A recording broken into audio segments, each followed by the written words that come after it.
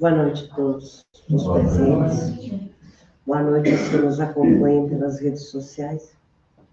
Sejam todos bem-vindos e que a paz do Mestre nos envolva. Mais uma noite, iniciando nossos trabalhos e iniciamos com a oração. Nesse primeiro momento, a oração é por nós mesmos. Então, convido a todos que elevem seu pensamento, abram seu coração, colocam suas mazelas, suas alegrias, seus desejos, para que esse Cristo Criador ampare e conforte cada um de nós. E cheios de gratidão, dizemos: Pai nosso, que está no céu, santificado seja o teu nome, venha a nós o teu reino, seja feita a tua vontade, assim na terra como no céu. O pão nosso de cada dia nos dê hoje. Perdoe as nossas ofensas, assim como nós perdoamos a quem nos tem ofendido, e não nos deixe cair em tentação, mas nos livre de todo o mal. Para nossa alegria hoje, a nossa colega Sandra, trabalhadora da casa, vai fazer a explanação da noite de hoje. E o tema da explanação da noite de hoje é sobre Moisés. Seja bem-vinda, Sandra, e que os espíritos de luz a iluminem e a nós também, para que ela possa transmitir tudo o que ela preparou e que nós possamos assimilar. Obrigada.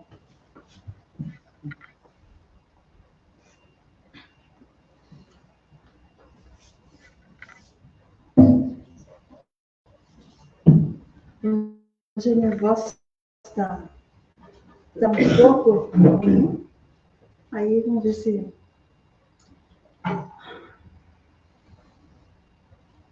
Em primeiro lugar, boa noite a todos vocês. Aos irmãos que estão aqui presentes, aos irmãos desencarnados também, a vocês que nos acompanham pelas mídias digitais, sejam todos muito bem-vindos a mais uma live do nosso Centro Espírita Allan Kardec. E é uma alegria, uma satisfação reencontrá-los novamente, numa grata oportunidade que Deus nos dá de aqui estarmos para, primeiramente, serve para nós, né? A palestra, o preparo, o estudo, porque sempre a gente vai ter curiosidades em relação às matérias que são estudadas, e parece que cada vez ela se manifesta de uma forma diferente.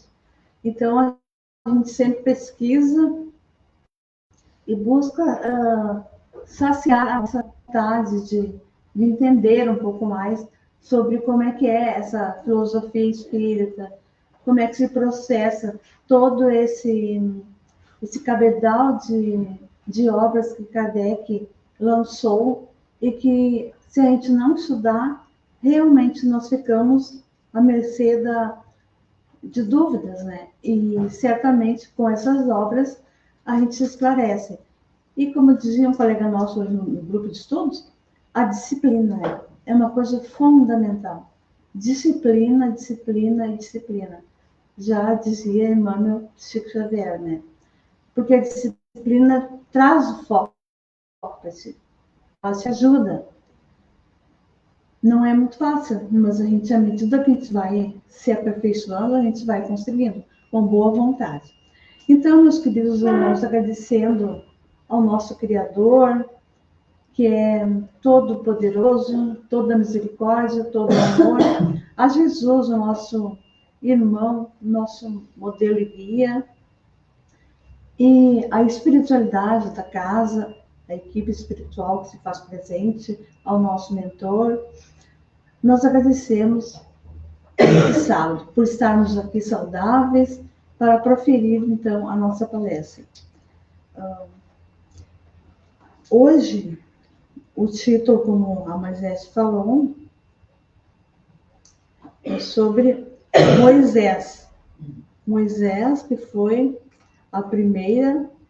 o mensageiro da primeira revelação. E eu estava pensando assim, não vou pensar muito, porque senão eu saio fora do texto aí. Uma coisa bem importante. Moisés, será que ele tinha um propósito? Ele tinha uma missão com a gente aqui? Claro, porque todo ser vivo que vem para esse planeta aqui, ele traz uma missão. Ele tem uma missão. Aqueles que estão nas drogas, aqueles que estão sofrendo nos leitos de doença, como a gente vê no Evangelho, até um doente que está muito acamado, ele tem a paciência para ensinar para as pessoas, né?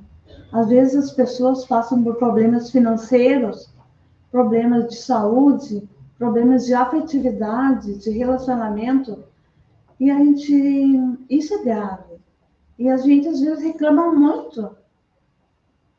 Só sabemos reclamar, mas a gente tem muito mais a agradecer a tudo que nós recebemos da espiritualidade amiga do que necessariamente a reclamação. Então, Moisés também tinha um objetivo. E segundo a doutrina espírita, Moisés não foi apenas um líder político ou religioso, mas o portador da primeira revelação, preparando o terreno para o cristianismo e posteriormente ao espiritismo. Então, para melhor nós compreendermos essa história de Moisés e sua missão, nós buscamos na leitura do Êxodo, capítulo 12, versículo 40, que diz o seguinte, que durante 430 anos, a família e os descendentes de Jacó permaneceram no Egito, transformando-se em um povo numeroso, chamado o povo de Israel. Os egípcios, sentindo-se ameaçados, impunham-lhes pesados tributos através da corneia, que era o trabalho gratuito ao Senhor. Então, para evitar o aumento da população israelita, o faraó Ramsés II, em torno de 1250 anos antes de Cristo, determinou o afogamento no rio Nilo de seus filhos recém-nascidos do sexo masculino. Eu acho que todo mundo já conhece essa passagem, né? Eu só estou lembrando. Até há poucos dias atrás, a nossa querida Marisete proferiu lindamente essa história que todos que a gente ficou encantada, né? Então, acontece que Jocabel, mulher de Arã, neto de Levi, deu à luz ao menino e amamentou por 3 meses. Temerosa de que os guardas o descobrissem, arquitetou, então,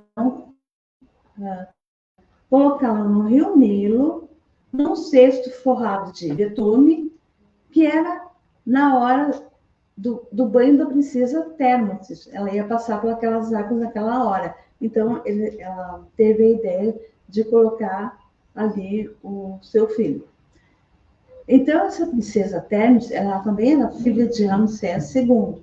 Segundo a leitura de Êxodo, capítulo 2, versículos de 1 a 10, a princesa acabou recolhendo a criança e adotou como filho. Aqui fazemos um parênteses na história para dizer que o Espiritismo coloca que Moisés foi um espírito de alta hierarquia, enviado com a missão específica de organizar o monoteísmo. O que é monoteísmo? É uma crença na existência de um único Deus. E a palavra, ela vem do grego, monos, que significa único, e theos, que significa Deus. Moisés tinha uma tarefa difícil. libertar o povo hebreu do politeísmo, que é a crença ou o culto a vários deuses. Também a origem da palavra, que vem do grego, polis, que significa muitos, e theos significa Deus. E assim coube a Moisés a missão de consolidar a ideia de um Deus único, que era com o propósito de formar uma base necessária para as revelações futuras. E assim, estimados irmãos, o monoteísmo serviu como um alicerce, sendo a grande conquista da primeira revelação, formando a unidade de um Deus único e supremo. A mensagem de Jesus sobre o Pai Celestial não encontraria, naquela época, eco ou lógica na mente humana daquele tempo, se não tivesse ouvido esse preparo. Depois da adoção de Moisés pela filha do faraó, ele foi educado nos palácios. E lá, Moisés teve os seus estudos iniciados nos cultos dos faraós e sacerdotes, sempre se destacando pela sua personalidade de liderança. Após um incidente com um guarda egípcio, Moisés mata-o e tem que fugir. Vai para Madiã, ao sul da Palestina, onde se casa e passa 49 anos pastoreando, também aprendendo os caminhos pelo deserto. Encontramos em Êxodo, no capítulo 3, a seguinte passagem, que certo dia, nas imediações do Monte Sinai, o mesmo onde recebeu o Decálogo, anos mais tarde, Moisés ouviu a chamada à sua missão, quando Deus lhe fala no meio da sarça ardente. Encontramos nessa passagem da sarça ardente, do livro de Êxodo, capítulo 3, mais do que um efeito visual impressionante para chamar a atenção de Moisés. O arbusto que pegava fogo, mas não se consumia, carrega significados teológicos, espirituais e históricos profundos. Caros irmãos, o elemento fogo na Bíblia frequentemente simboliza a presença pura, santa e transformadora de Deus. O fato de a sarça arder, mas não ser destruída, mostrava que Deus estava manifestando sua glória ali. É por isso que Deus diz a Moisés para tirar as sandálias, pois o chão que ele pisava havia se tornado terra santa devido àquela presença divina. Todos sabemos que uma fogueira comum precisa de lenha para continuar queimando, e quando o combustível acaba, o fogo apaga. Mas aquela sarça ardia sem consumir o arbusto, porque Deus não precisa de uma fonte externa para existir. Ele é autossuficiente. É nesse mesmo diálogo que Deus revela seu nome a Moisés. Eu sou o que sou, reforçando a ideia de um Deus eterno que existe por si mesmo e não depende de nada nem de ninguém. No Livro dos Espíritos, Allan Kardec, no capítulo 1, ele nos fala, na questão 13, sobre esses atributos da divindade, onde os espíritos superiores nos afirmam que Deus é eterno, imutável, imaterial, único, todo-poderoso e soberanamente justo e bom. Queridos irmãos, muitos teólogos e historiadores interpretam a sarça como um símbolo do próprio povo hebreu, pois sendo a sarça um arbusto seco, humilde e frágil, no deserto, assim como era o povo de Israel, que estava fragilizado e escravizado no Egito, Em relação ao fogo, ele representava a opressão, o sofrimento e as aflições da escravidão. O fato de a sarça não se consumir significava que, por mais que o Egito tentasse destruir e queimar o povo de Israel, eles não seriam aniquilados, pois Deus estava no meio deles. Podemos analisar nessa passagem a misericórdia e a humildade de Deus, sendo que ele escolheu se manifestar não em um majestoso cedro do Líbano, ou em uma árvore grandiosa, mas em uma sarça, um arbusto comum, baixo e espinhoso do deserto. Isso demonstra a condescendência de Deus, pois ele se inclina para os humildes, entra no cenário da dor humana e escolhe o que é simples para realizar seus grandes propósitos. E assim Moisés volta ao Egito com a sua família. Reinava então Menetepe, filho de Ramsés II, tendo seu irmão mais velho, Arão, ou Araon, na grafia original em hebraico. Fazemos aqui um parênteses para falar desse irmão, que foi uma figura central na história do Êxodo, atuando como porta-voz de Moisés, diante do faraó no Egito e tornando-se o primeiro sumo sacerdote dos hebreus. Arão, como intérprete da vontade de Deus, de Moisés, vai ao faraó pedir a liberdade de seu povo. Conta a tradição judaica que, a partir daquele instante, Deus concedeu a Moisés, permitindo, com o auxílio de seu irmão, o resgate dos judeus das terras egípcias. A retirada dos judeus ocorreu após árduas lutas, entremeadas com as manifestações da prodigiosa mediunidade de Moisés, que é visto como um dos maiores médiuns da história. Fenômenos como a sarça ardente, as vozes e os efeitos físicos no Monte Sinai são interpretados à luz da mediunidade, mostrando que o intercâmbio com o mundo espiritual sempre existiu. O exercício da mediunidade exercida por Moisés culminou no surgimento das 10 pragas, a saber, transformação das águas dos reservatórios naturais e dos utensílios em sangue, invasão das rãs, disseminação de piolhos, invasão de enxame de moscas, peste nos animais, chuva de pedras, invasão de gafanhotos, surgimento das trevas, transformando dia em noite, e condenação à morte de todos os filhos primogênitos dos egípcios, inclusive o filho do faraó. Isso está em Êxodo, capítulo 4, versículo 14. O faraó, mesmo assim, não concordava com as saídas dos judeus.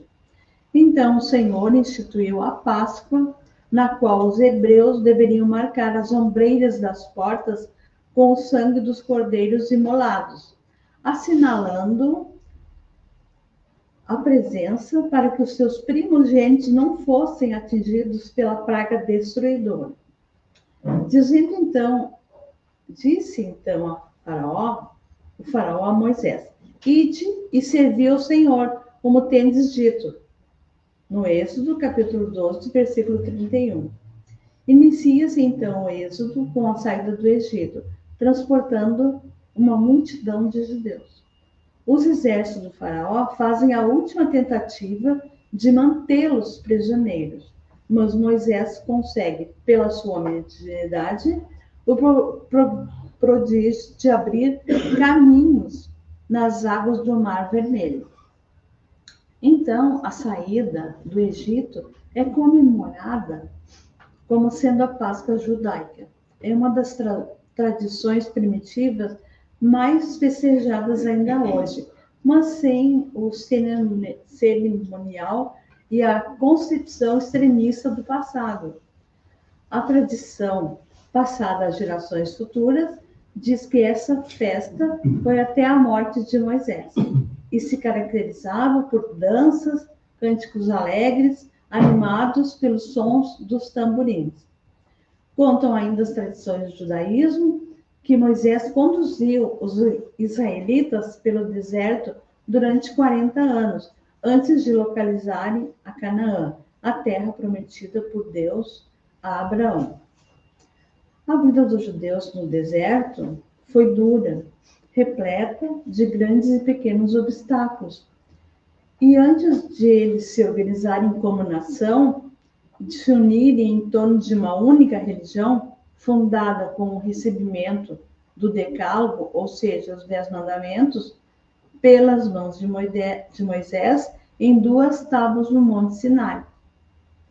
Consta também no livro Êxodo, capítulo 17, versículo 15, 23 e 27, que para suprir a fome de milhares de judeus, cerca de 600 mil, Deus teria concedido o maná, alimento que caía do céu em forma de chuva.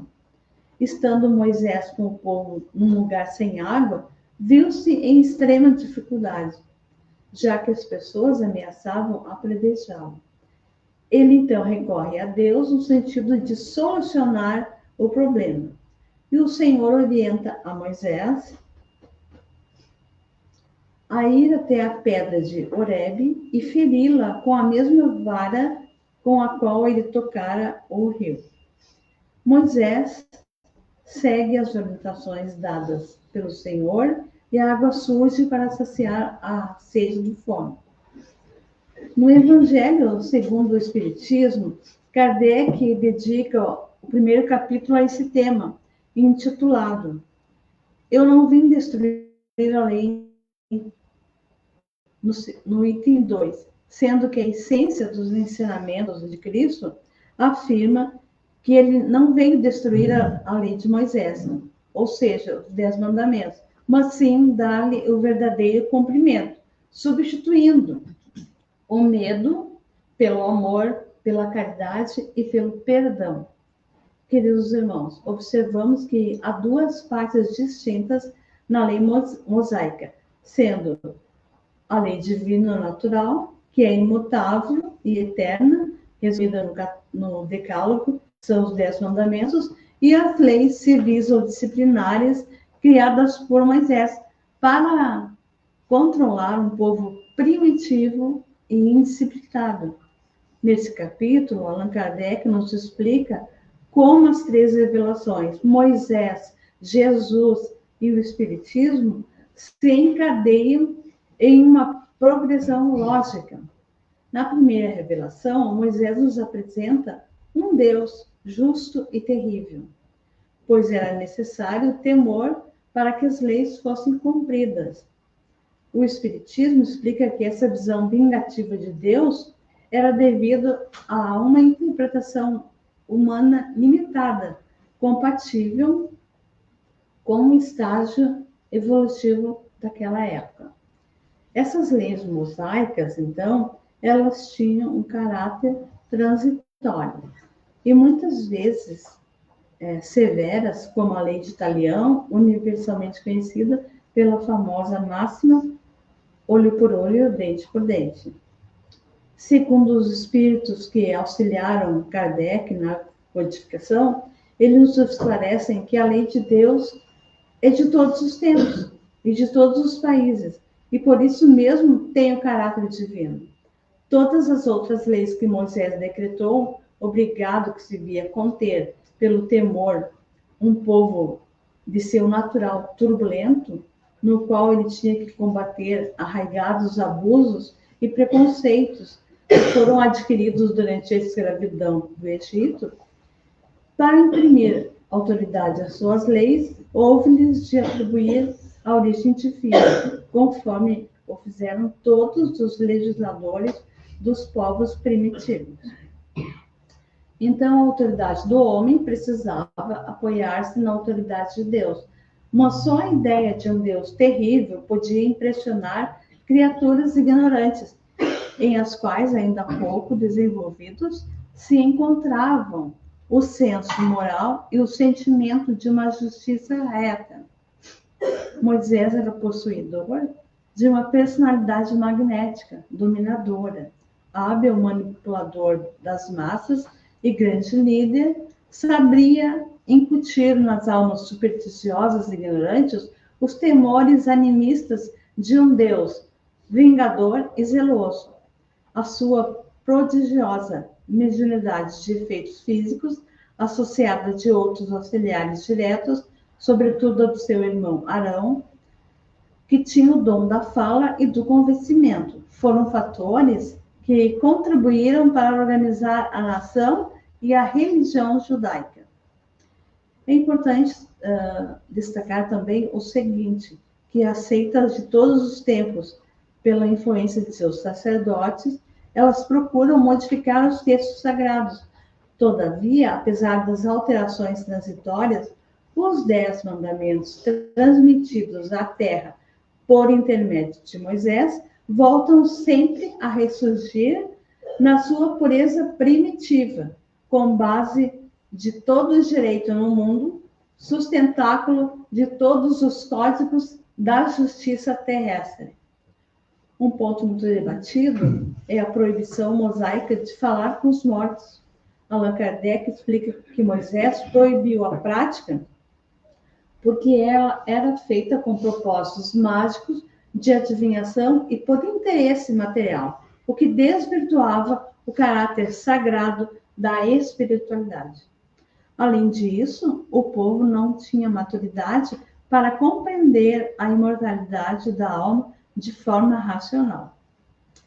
Diferente do Espiritismo, a revelação de Moisés não focava abertamente na vida após a morte. O foco era o cumprimento do dever na vida presente e a recompensa terrena, pois a imortalidade era um conceito que ficaria para ser detalhado por Jesus e posteriormente pelos Espíritos. E assim foi que Moisés estabeleceu a base moral, o não matarás, não roubarás, que permitiu que séculos depois Jesus viesse nos ensinar o amor e a caridade. Podemos, caros irmãos, refletir que sem a disciplina da primeira revelação, o amor da segunda não teria estrutura para se sustentar. Pois até agora, a humanidade da era cristã recebeu a revelação em 3 aspectos essenciais. São elas, com Moisés, a primeira revelação, que nos trouxe a missão da justiça, onde preparou o terreno psicológico e cultural da humanidade, limpando o terreno da idolatria para que as revelações seguintes pudessem florescer. E assim, com Jesus, tivemos a segunda revelação, de insuperável amor e caridade. E a terceira revelação, com Allan Kardec, que traz, por sua vez, o Espiritismo e a sublime tarefa da verdade. A expansão do Espiritismo veio no século XIX, com o avanço da ciência e do pensamento racional. Então, a humanidade estava pronta para a terceira etapa, pois o Espiritismo não é a revelação de um único homem, mas sim a revelação dos Espíritos, que foi organizada e codificada por Allan Kardec. E afirmamos que o Espiritismo é o consolador prometido por Jesus. A fé deixa de ser cega, ou seja, baseada em regras ou mistérios, e passa a ser científica e filosófica, pois a doutrina espírita explica de onde viemos, por que sofremos, a reencarnação, causa e efeito, e para onde nós vamos.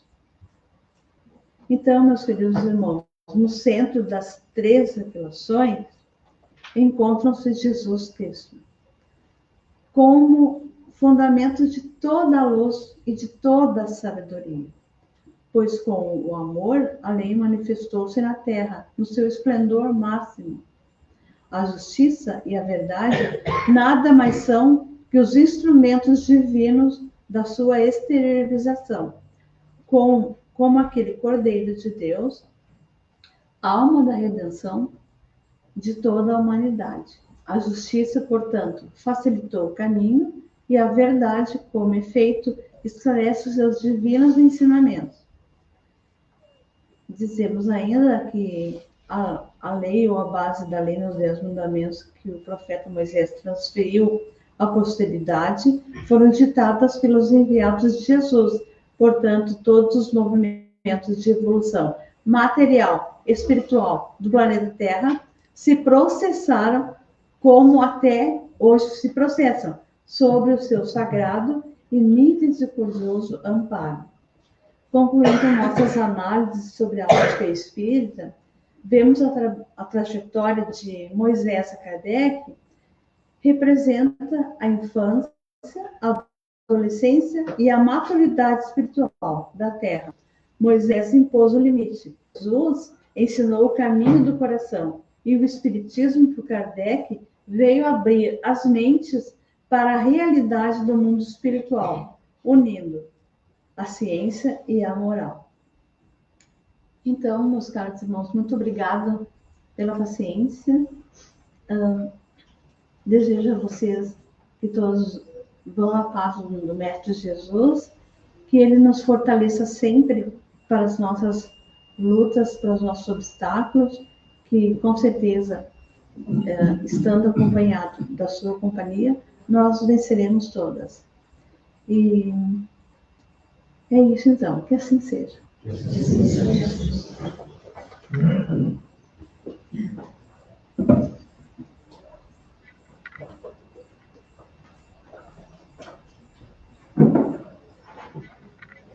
Obrigada, Sandra. Esse é um tema tão envolvente, porque como nós já trabalhamos, ultimamente estamos trabalhando esses temas, é muito envolvente saber essa história toda, né? Mas então, passando para a segunda etapa da noite, agora passamos para o nosso passe coletivo. Nesse momento, junto de cada um de nós, tem um espírito de luz, que sabe daquilo que nós precisamos, que sabe dos nossos pontos frágeis e das nossas qualidades. Então, eu convido a cada um que eleve seu pensamento. Aos que estão nos acompanhando pelas redes sociais, podem disponibilizar uma água para ser fluidificada, porque ali estará a medicação necessária para aquela pessoa que vai tomá-la. E cada um de nós que aqui trouxe sua água, isso vai acontecer a mesma coisa. Então, a espiritualidade de luz sabe das nossas necessidades, sabe qual é a medicação que vai estar nesta água. Então, passamos ao nosso passe. Elevamos o pensamento com amor, com gratidão, com a certeza de que seremos atendidos dentro das nossas necessidades e dos nossos merecimentos. A espiritualidade de luz sabe, Deus bom e justo sabe aquilo que nos convém neste momento.